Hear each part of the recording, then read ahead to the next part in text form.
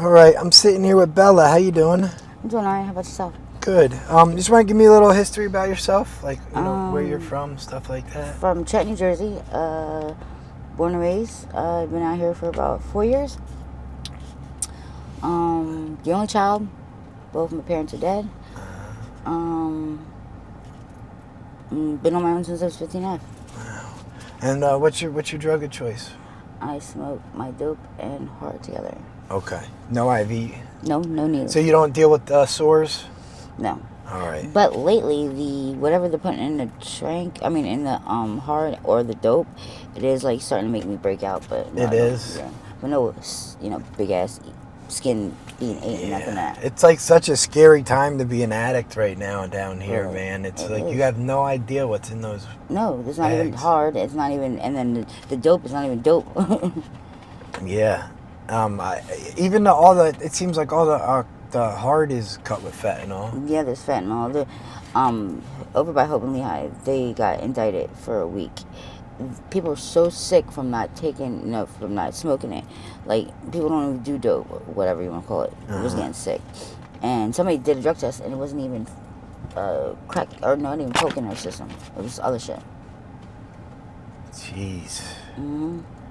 Like I left here in 2016, right when fentanyl was starting. That's when I got sober. I always say how lucky I got. A lot of people said that, yeah. Because these drugs down here are just wild. You have no idea what you're gonna get on a. No, you don't.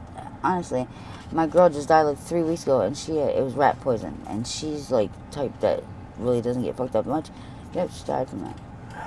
Man. I don't understand when people die, everybody wants that stamp. No, I want to live. Like, what the fuck? Well, no, I even remember that from when I was down here when, where they would do the samples in the morning and you hear people falling out for them, we'd all start running like a bunch of dickheads. Right? Like, what the hell? Like right to the bags that are going to kill you. It's like, how fucking, it's just madness. Or people even who get narked, they're so mad at you because you kind of saved their life. Like, why'd you narc me, bitch? Because you were dying. What the fuck? Yeah. Well, that's a horrible feeling when you come up from the Narcan. But see, the problem is that now it's not dope. So people, like, I got literally narked after 20 minutes just because this girl wanted to get going. And maybe I was sick as shit, but smoked maybe 2 or 3 bags afterwards, I was better. And people say you get real sick even mixing it. It's not even dope, so it's like... That's crazy. Yeah. And then the Narcan doesn't touch the trank at all. No, not at all. But people that withdraw from that trank is very, very bad. Talk about that real quick. I went to jail a couple weeks ago, and I was throwing up. I couldn't keep nothing on my stomach. I couldn't eat. I was so dehydrated. Like...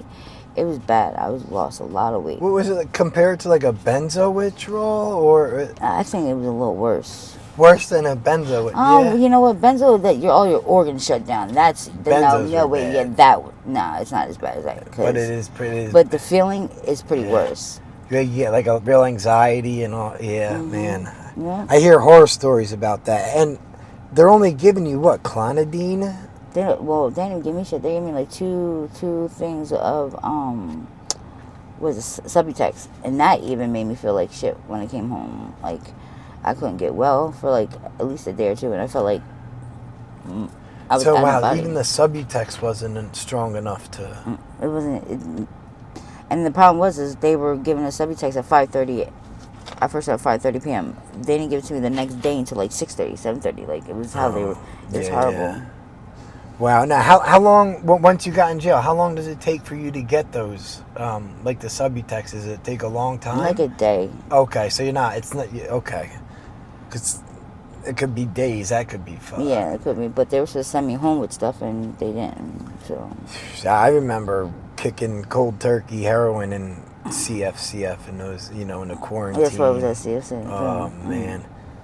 Are they bring the females to the CFCF still, too? Is that how it works? Mm-hmm. Yeah. And then you go to what? PIC? I think RCF? maybe I was at PIC. I think they closed PIC. Oh, did it? Yeah, I think because there's something wrong with the building. It was like... I was there for a long time, man. Fuck that jail. I hated that place. I hate jail, period. Yeah.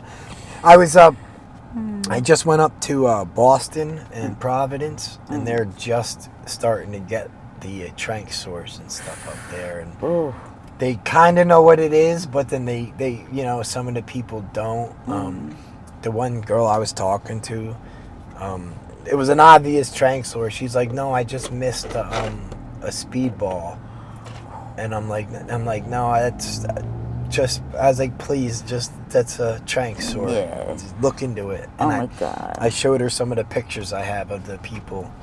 Yeah, and they still shoot up in that same spot. Dude, it's right disgusting. in this, that blows my mind. Man, and you said you don't shoot up. All right. And people who like to shoot, though, is crazy because they'll be addicted to just shooting. They'll shoot water. My roommate, this guy, he literally takes, when he sheds his shit up, hours. Like, he's, what the fuck? And it's like mad blood, which I feel like it's diluted. Isn't it when you put so much, you already have water in it and you keep putting blood, it's diluting it, so you're not going to get as high. Yeah. So I asked him, I said, why do you say you're addicted to shooting, but every time you shoot, you can't get it and you're fucking pissed? What is that? Maybe it's just like a thing he does, I don't know. I used to, back with real heroin, you'd put the cotton in the water and draw it through that. And yes, they do that. Do they still do that with these? Yeah, but then I heard you get a cotton fever, and that's that really hurts. bad. Yeah, that hurts really bad. I don't know what the cotton fever. Just people talk about it. It's crazy. Cotton fever is real bad. So, do you have any desire to get clean yet? Yeah, or? I do. I was talking to my friend. We were supposed to go this week, but it's like when I get clean, I know I'm gonna end up coming right back here because I have nothing or no one to go home to stop me from, Why don't you go do what I did? Go to rehab, and then they'll send you to a recovery house in Bucks County or something. Just start over. Yeah, I was thinking that. It's a whole life change. It's something you gotta want to do. Cause and then also it's not just what's going on in my head. Like I'm going through some shit where it's I'm just so ready to die. Like my life is just, I feel like it's over. So why not? Yeah, no, I get it's that. It's a mental thing too. Yeah, and then I'm sure depression plays a huge role in it. Well, big time. Yeah, I deal with depression. Can be hard just to get in the shower some days and just to eat a meal or brush your hair, stuff like that. Exactly. So hopefully you can get through that, and hopefully you can get to a program at some point. I'm hoping. Do you know where to go when you're ready? Like where to reach out to? The Rock, I believe. Yeah, The Rock, Savage Sisters, all that stuff. Yeah. You tell Angel she can call me. I can get you in a place if you need to. You just gotta let me know. Okay. I can get you in anywhere. But I really appreciate you doing this. Yeah, if I see you in the future, can we do follow-ups when I see you? Yeah, we can. Awesome. Well, thanks again, Bella. You're very welcome. All right. All right. Bye.